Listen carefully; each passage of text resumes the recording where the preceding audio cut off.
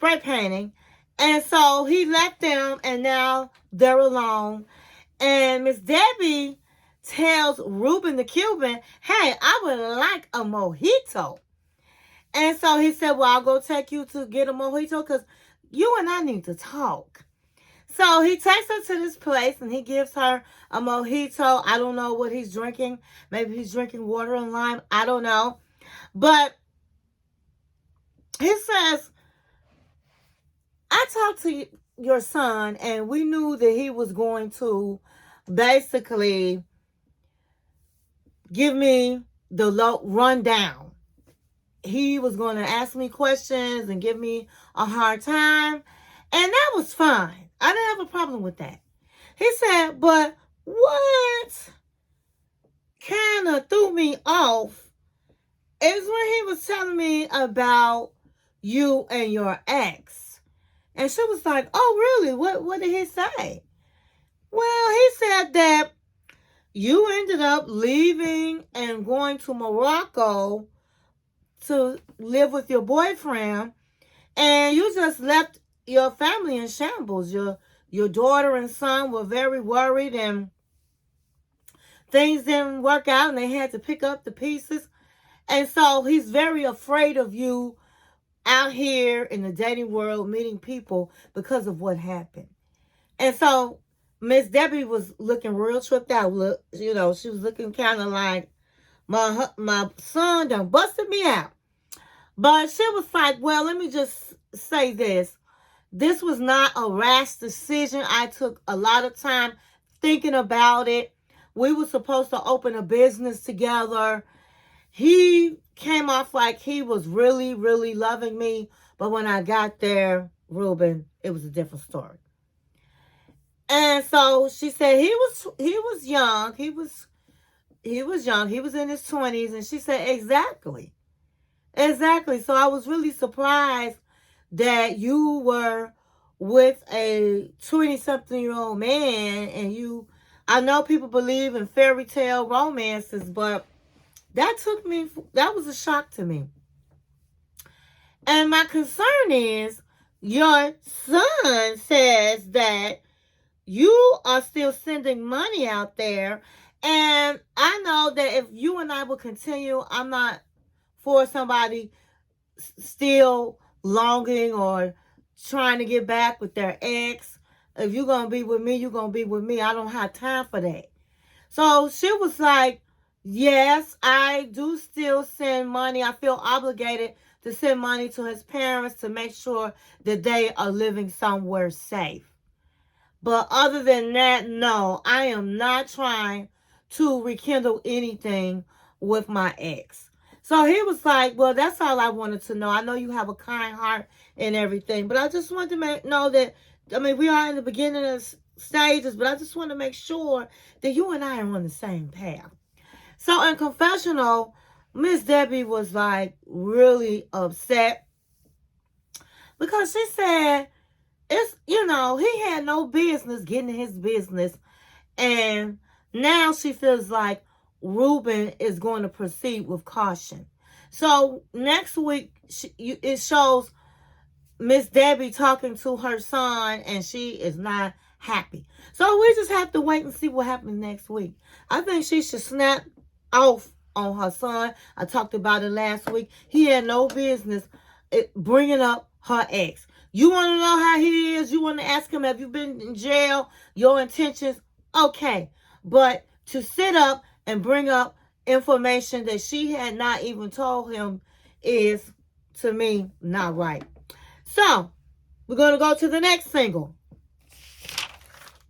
So, we're going to go to John. So, last week, we saw John calling up Megan and telling her that he decided to move in with her. So, 4 days later,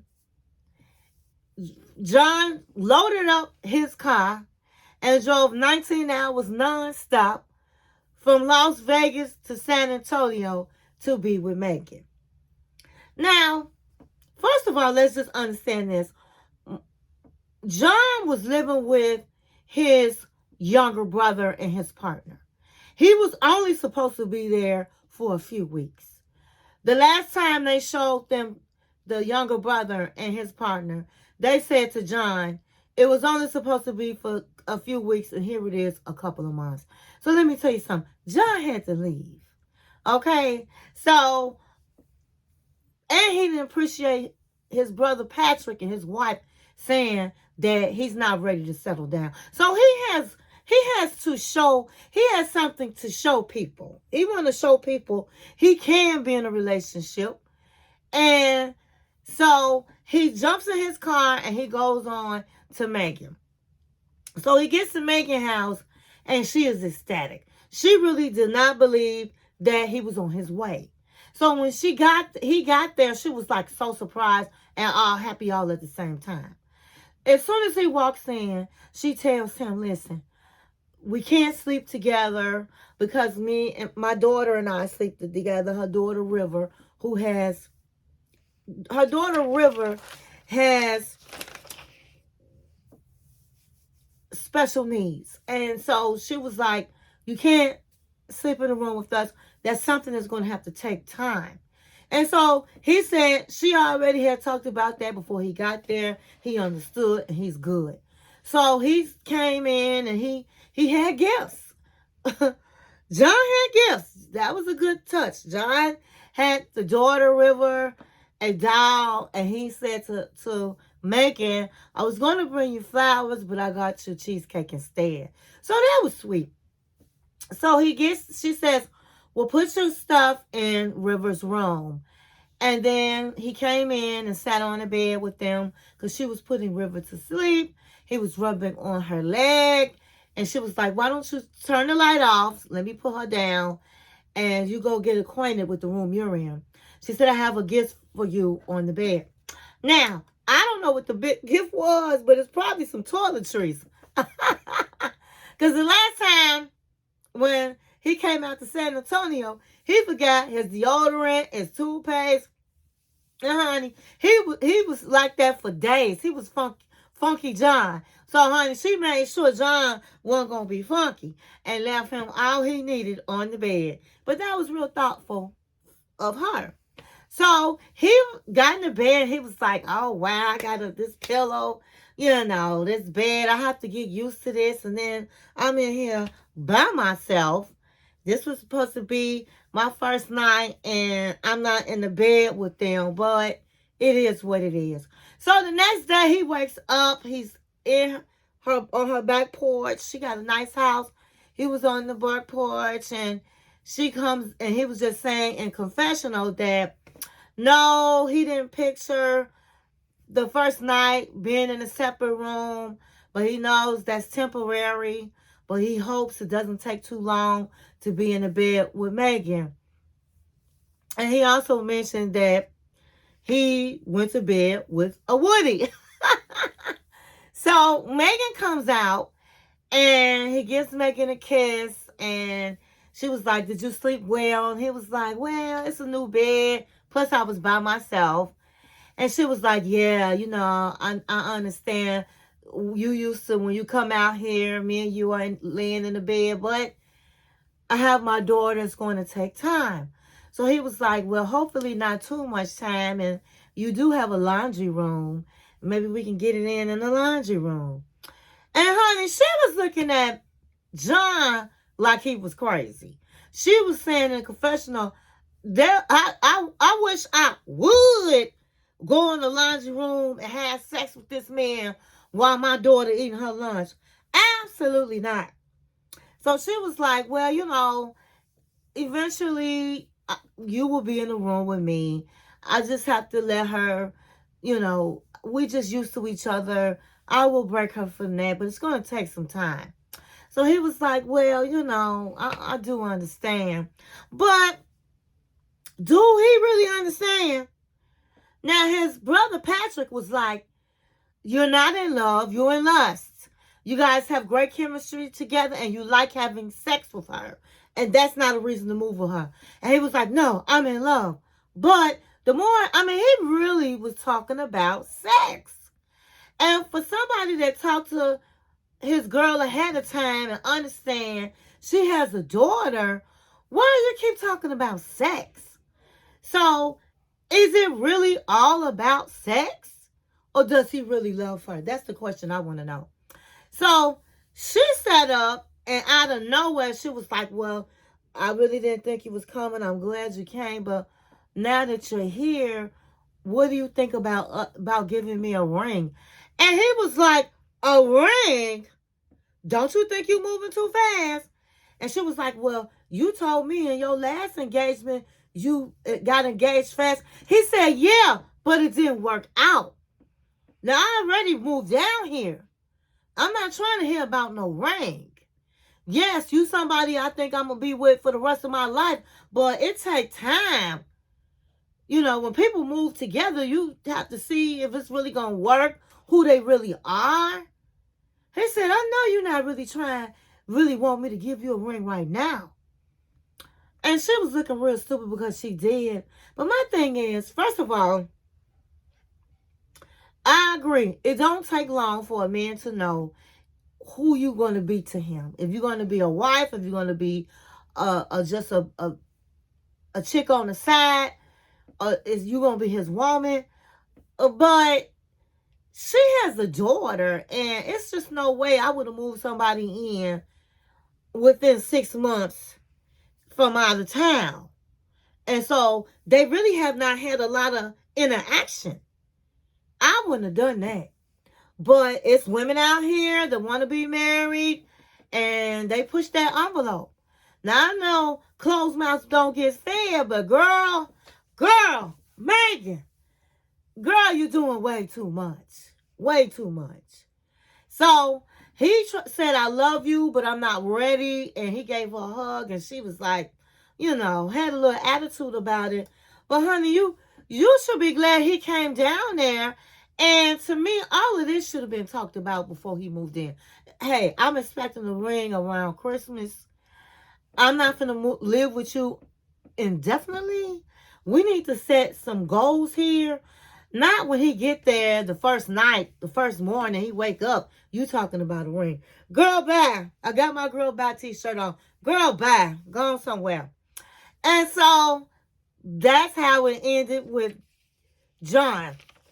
The next single we're going to talk about is Victoria. So the last week, Victoria and Jamal, they was in this big argument. Victoria was showing her natural behind. It ended on Jamal asking her, do you want me to go into a hotel tonight? This was his last night, and then the next day he was going home. And she was like, I don't give a what you do. Oh, honey, she was clowning with Jamal. So this is the next day. It's in the morning. So Victoria's like, I really feel bad about my behavior, how I acted with Jamal last night. I don't know what had gotten into me. And so Jamal didn't leave. We ended up talking. And what I love is he did not leave and go to the hotel. And he was basically patient with me. And I was the one, I'm not really proud of my behavior.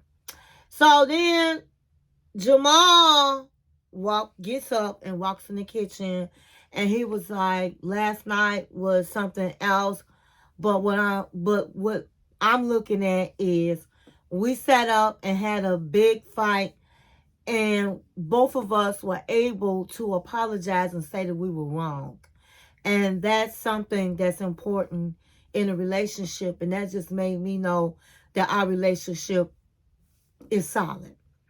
He said, I said some things I shouldn't have said. And she was hollering and all of this. But so we ended up making up, and I did not go to the hotel. So they were really, feeling good about each other and how they handled the situation. And she ended up saying that she thinks that Jamal handled Tim and all of that and her behavior very well. And Tim was like, I'm just glad we got this out in the open. I'm glad that the Tim thing is in the open. All of that is in the open. And he tells her that eventually his plan is to move to her city and move in with her. And she was like really happy. And a lot of people, because I look at a lot of people that do reviews, and they were really surprised that he said that, because at the end of the day, we know this man is too young for Victoria. And he is not trying to be a stepfather. He is not trying to move to her city. But the reason why it doesn't surprise me is because it's about money, money, money, money. Money. Honey, he getting that money from TLC for being on the show. He gets the chance to go back and forth. And let me tell you something. I don't know what kind of job Veronica have, but her house, she got a big house. She got a very beautiful house. She has a swimming pool. And he gets to live his best life for her and not pay a damn. Because Jamal, I don't think, has a job. So, of course, he's going to say, sure, as long as he's on TV and getting a check from TLC, he will definitely be with Veronica. Veronica's the one that's the fool. Because that man is not somebody that's about to be a stepfather and give her everything she needs. She's going to be supporting Jamal. So, anyway, she take him to the airport, and they hug and kiss, and she said this was the worst visit because they fought a lot, but at the end of the day, they got things out, and all Veronica said she wanted was for her and Tim to get along. And he said for him, it was all about respect. And so for right now, they're good. So that's how it ended with Veronica. Okay, so the next person we're going to talk about, the single person we're going to talk about, is Shantel. Oh my God. So Shantel, the last time we left off last week, she went to a festival with Yanni, and he wasn't paying her no attention. The next day, she's sitting around at a restaurant with her friends, and she was like, I don't know what's going on. I don't know. He didn't show me any affection. I don't know if he doesn't want me because I am an American, or is it that I've been divorced? I don't know. I mean, it was like when we got together the last time before that, he just was all over me, and her friends was like, hey, you guys were at the beach and had salty, wet kisses. So she said, so he didn't try to dance with me. I don't know what's going on, what happened where he's not interested. And so one thing her friend said, and I'm going to have to agree on, she said, girl, you need to live in the moment instead of looking into the future. You are in Greece. Why in the world are you trying to get into a relationship?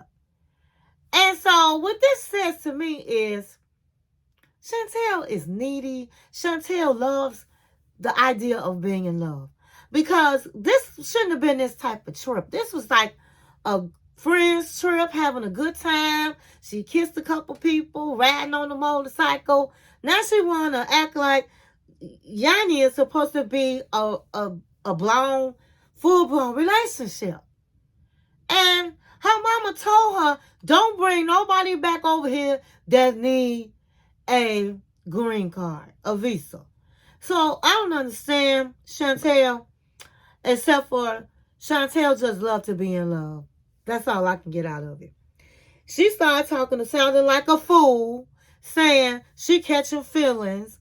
But she told her friends he wants to meet up one more time before she leaves. And she didn't know if she should do it or not. And they was like, what do you have to lose? We're not doing anything.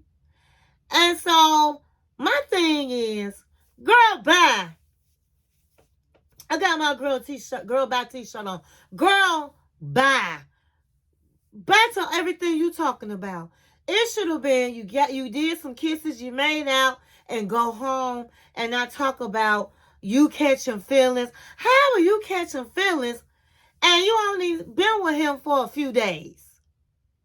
So, Shantel, I'm starting to figure out, loves to be in love. Girl, I'm going to end it on girl bad. We just have to see what happens when they meet up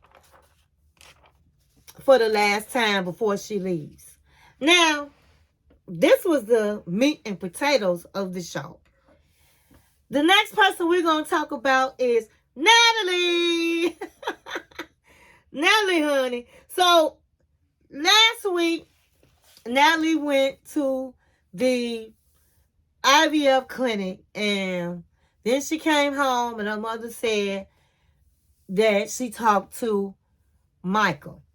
So this scene opens up. Their mama making breakfast, and she's saying that it's been a month since she broke up with Josh. I told you last week she said she was having a really hard time. And she's still having a hard time because she said she had her dreams all lined up, and now her dreams have been snatched. She had a plan with Josh, and now she doesn't have a plan, and she feels lost. She feels lonely because she doesn't have any friends. It's just her and her mother. And so her mother tried to comfort her daughter by saying that this is just temporary, Natalie, just temporary. And her mom let her know that she talked to Michael, and Michael is on his way to LA. And she was like, what? And she's like, yes, Natalie, he's on his way. And she was like, he's on his way here. And she said, are you upset? And she was like, I'm just surprised. I just don't know what to say. And she said, well, Natalie, she said, it's time for you to make up with Michael. You want a baby. He wanted babies. This is time to get back with Michael. Now, in confessional, Natalie was like, I have not really had the time to really process my feelings on where I'm at without Josh, what I want. But she said, I do still have feelings for Michael. And my thing is, she don't have no feelings for that man. She might feel like, okay, he brought her mother over, so she have love like that. But no, I do not believe that she loved Michael. Okay? But her mother put a battery in her back, baby. And her mother was like, we need some children. I need some grandchildren. And he's the one to do it. So she started crying and, well, Mama, he don't want me, Mama. And she was like, it's been a long time. You just never know, Natalie. You just don't know. He might still love you, Natalie. Don't say that. It could go your way. And honey, she started thinking, well, maybe it can go my way. She was like, I've been with Josh. Things haven't worked out, but maybe I can get my husband back. So, honey, Mama gave her hope. She was full of hope. They ended up later that day meeting Michael at the market, the farmer's market. And so she sees Michael, and she's like, Michael is so tall and handsome. And so she's just smiling. He walks up to them. He hugs the mother first. And then he says, hi, Natalie. And she gives him some flowers that she got from the market. And he said, this is for me? And she said, yes, it's for you. And honey, she hugged him.